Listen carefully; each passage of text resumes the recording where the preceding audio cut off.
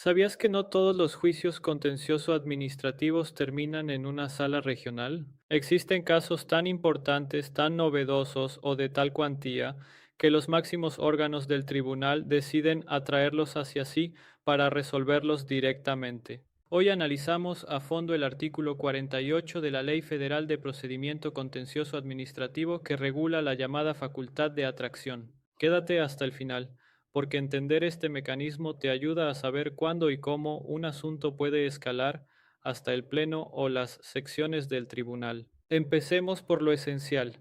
El artículo 48 establece que el pleno o las secciones del tribunal podrán resolver los juicios con características especiales. Es decir, la regla general es que las salas regionales conocen los asuntos, pero por excepción ciertos juicios suben de nivel. ¿Por qué existe esta figura? Porque el legislador no buscó reservar cierto tipo de asuntos a los órganos superiores por capricho, sino permitir que éstos conozcan solamente aquellos casos que, por sus peculiaridades excepcionales y trascendentes, exijan su intervención decisoria. Así se evitan sentencias contradictorias y se integra jurisprudencia obligatoria. Veamos ahora cuándo un juicio reviste características especiales.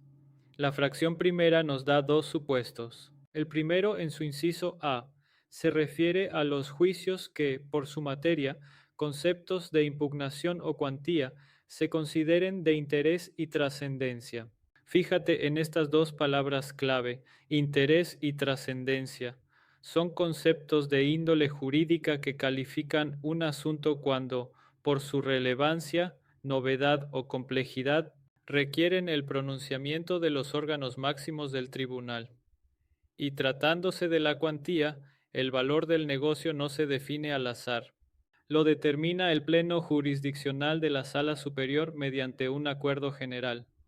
Piensa, por ejemplo, en un asunto fiscal millonario cuyo criterio repercutirá en cientos de casos futuros. El segundo supuesto, el inciso B, es igual de importante. Un juicio también reviste características especiales cuando para resolverlo sea necesario establecer por primera vez la interpretación directa de una ley, reglamento o disposición administrativa de carácter general o fijar el alcance de los elementos constitutivos de una contribución hasta fijar jurisprudencia.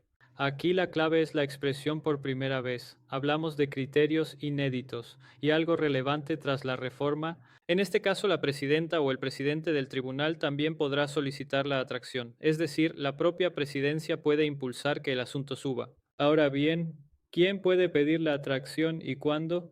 La fracción segunda fija las reglas. La petición que formulen las salas regionales, la magistrada o el magistrado instructor o las autoridades deberá presentarse hasta antes del cierre de la instrucción. Este plazo es determinante. Si ya se cerró la instrucción, precluye la oportunidad. Existe además una regla particular para el juicio de resolución exclusiva de fondo. Ahí la petición solo la pueden formular las partes en el juicio o las magistradas o los magistrados de la sección competente de la sala superior. Y una vez que se ejerce la facultad, la presidencia del tribunal debe comunicarlo a la sala regional o a la persona instructora, también antes del cierre de la instrucción. Hablemos ahora de las notificaciones y de una consecuencia que no puedes pasar por alto: los acuerdos de la presidencia que admitan la petición o que de oficio decidan atraer el juicio se notifican personalmente a las partes, conforme a los artículos 67 y 68 de esta ley.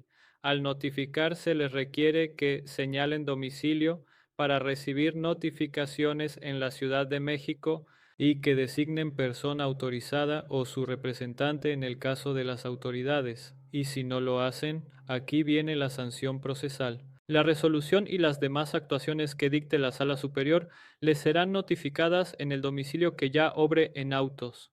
No cumplir el requerimiento tiene un costo real. Finalmente, veamos el trámite del expediente. Una vez cerrada la instrucción, la sala regional o la persona instructora remitirá el expediente original a la Secretaría General de Acuerdos de la Sala Superior dentro de 10 días. y ésta lo turnará a la magistrada o magistrado ponente que corresponda a más tardar dentro de los 5 días siguientes a su recepción. La reforma añadió un control de calidad. Al recibir el expediente, la persona ponente debe verificar que esté debidamente integrado. Si advierte alguna irregularidad o deficiencia, puede ordenar su regularización dentro de los 30 días siguientes, fijando a la sala regional un plazo que no exceda de 30 días, ampliable si el asunto lo justifica, razonando esa circunstancia. Recordemos el concepto clave en 3 pasos. Primero, la atracción procede por interés y trascendencia, o por la necesidad de fijar un criterio inédito.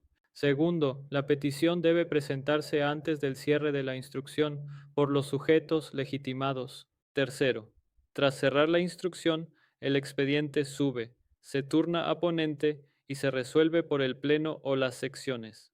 En resumen, el artículo 48 es la puerta por la que los asuntos más relevantes llegan a los órganos máximos del tribunal para unificar criterios. Si este análisis te resultó útil, suscríbete a la Academia de Amparo y Derecho y acompáñanos en el siguiente artículo. Nos vemos pronto.